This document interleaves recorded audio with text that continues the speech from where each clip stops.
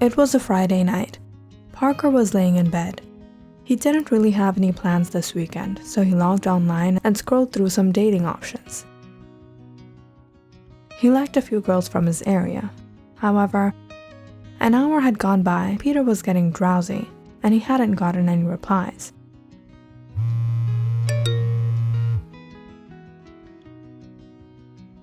The next morning, Peter woke up to numerous notifications. One of the girls, Brittany, he had messaged yesterday, had replied back to him. He was surprised to see Brittany had liked almost every one of his pictures. The girl was a 22-year-old college student. Parker looked through her pictures again. She wasn't the prettiest girl in the world. As a matter of fact, she was only average, but that was alright. Parker wasn't Prince Charming either. But after chatting for a while, Parker couldn't seem to connect with this girl at all.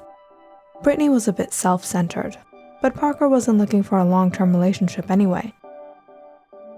When Brittany mentioned going on a date that night, he agreed. It was better than being lonely at home. Brittany gave the idea of going to a new restaurant that had opened in town. Parker wasn't aware of it. But when he searched it up, he realized the place was quite expensive. The cheapest dish on the menu was $75. This girl must have been stinking rich, but Parker didn't have that kind of money to just throw out for a single night. He kindly refused, and they finally settled on an okay restaurant downtown. He was waiting at the table for some time when he noticed a girl walk in absolutely unfitted to be at this place. She was wearing clothes too fancy, heels too noisy, perfume that smelled like $1,000, and a purse embedded with rhinestones. Parker nervously stood up and waved his hand. "Brittany? Parker!" The conversation seemed to start out great, but soon it turned into narcissistic talk about Brittany, which Parker was getting a bit tired of. Things started to get weird when food arrived at the table. They had ordered grilled fish and mixed salad.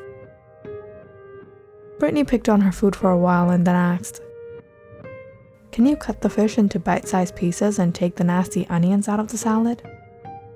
"What? You want me to cut up your food?" "It's just that I've always had someone do this for me." Parker didn't know what to say, but he awkwardly cut the fish and poked the salad for raw onions. Brittany was strangely childish, or did she have some sort of syndrome Parker was unaware of? Because when they were out the door that night, it was like Parker had to take care of her. Even when doing things like crossing the road, this girl was oblivious of moving vehicles. The night at the restaurant was strange and uncomfortable enough. Parker decided to bail out early. There was no way he was taking this girl back home with him. The look on her face darkened when Parker mentioned he had to get going, but she nodded and said, "See you again then, Parky." Parky? Brittany was nothing but weird, and definitely not girlfriend material. What kind of person dresses like a princess at a tea party to come to a shabby restaurant with a guy they just met online? Whatever the case, the night was over and Parker was back home, sleeping.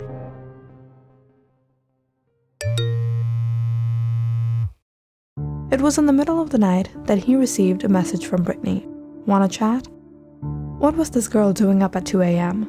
Parker ignored it and went back to sleep. When he woke up the next morning, he was stunned to see 34 new messages and 20 missed calls. He finally replied asking if everything was okay. He got a reply so fast it seemed that Brittany was waiting for him. "I was just wondering if you wanted to get some ice cream together tonight. We can watch a movie maybe, and then ... What the freak was ... Parker was alright. There were numerous other girls he would rather spend his money on. "Hey Parker, wanna hang out?" "Hi Parker, let's meet for lunch." "Parker, I'm back in town. Let's go out sometime." "Sorry, Brittany, I just received a call from work. The boss fired this guy and I'll have to work a day extra this week." But that was a straight-out lie. "Are you sure you're not lying to me? I know where you work." Parker started to feel a bit uneasy. What do you mean you know where I work? At the BII Corporation, and it's always closed on Sundays. Have you been spying on me? That isn't really the issue right now. The issue is that you lied to me, and I don't like liars. Parker didn't reply to Brittany after that. He just wanted to forget her. She was starting to creep him out. When she didn't stop calling and messaging him throughout the whole day, Parker had no choice but to block her. He had gotten some relief from Brittany's harassment, but stranger things began to occur. It was on Monday morning when Parker attended his usual session at the gym that at one point he realized his phone was missing. He tried searching everywhere and called his number from the reception. The call was answered for seconds, and Parker could faintly hear a giggle.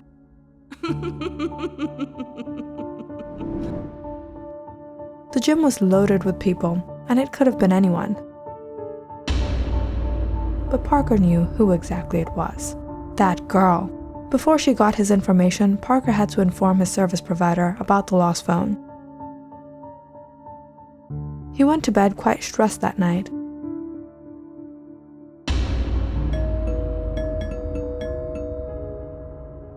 However, he woke up startled to someone constantly ringing his bell.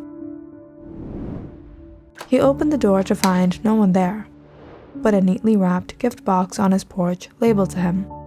He was shocked to discover his phone inside with a note. "Sorry, I just needed to check up on you. I've seen all the girls you've been flirting with, and I didn't appreciate that you turned out to be a player. I know you might be angry, and it's okay if you don't want to talk for some time, but you won't like it if I find you cheating." Cheating? What? This could have been none other than the crazy chick. But how? And when did she steal his phone? How did she figure his password? The next day, Parker woke up to graffiti sprayed on his car. But the worst of all incidents was when he received a message from an unknown number. "There's no place you can hide. I'll come and I'll find you."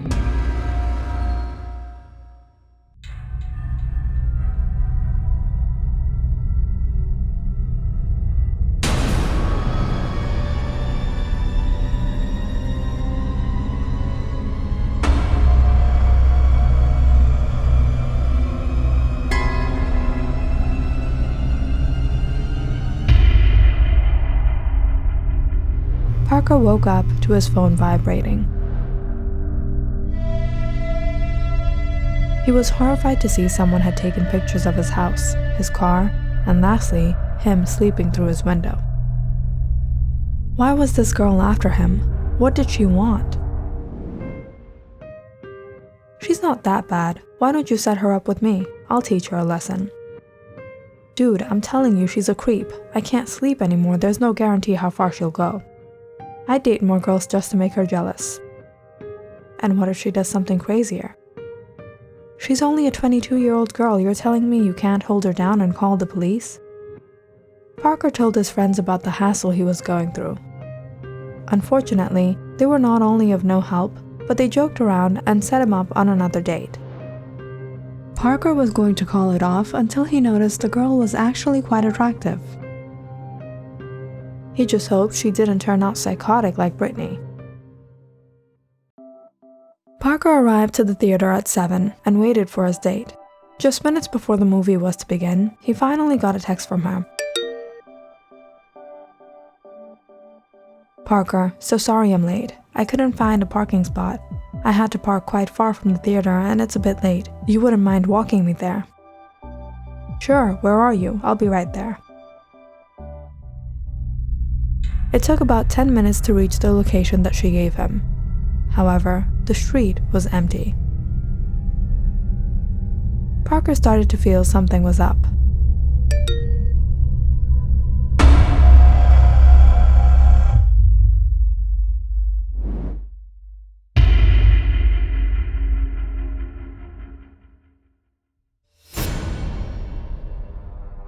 Parker woke up in a dark room. Through his blurry vision, he sensed someone walk up to him. "Who are you? Where am I?" "I told you I wouldn't tolerate cheaters," said a coarse voice. Parker looked into the man's eyes, red in fury as he bent down. You hurt her, I hurt you. Parker tried to rip loose of the ties. What the freak are you talking about? Let me go, you have the wrong person. Just then, Parker heard a familiar, spine-chilling voice. Brother! It was Brittany. She twirled out of the darkness and laughed in joy seeing Parker. You finally got me the toy I wanted. Brittany grew up under the care of her elder brother Frederick, after their parents passed away when she was 11 and Frederick was 20. Frederick didn't have a good job or the education at first, but he was willing to sacrifice his share to make Brittany never feel like she was deprived from any of her needs. Frederick had always been a bit possessive about his little sister. He couldn't bear that someone would hurt her while he was present. Over the years, their financial state got better, and so did Brittany become overly spoiled. However, none could really deny the unbreakable bond the siblings had. It was like they could do anything for each other. Anything. A big brother, most caring to her like no other, and a little sister most adorable to him like no other.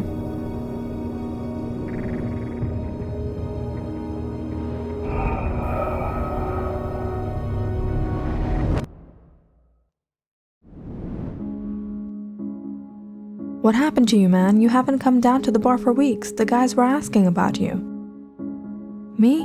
I've been quite busy. I met someone. She's great. I can't imagine life without her. It's like I found my soulmate. Who? Parker, where are you? Click on the subscribe button and check out more awesome videos on our channel. And don't forget to press the bell icon because you know it's interesting.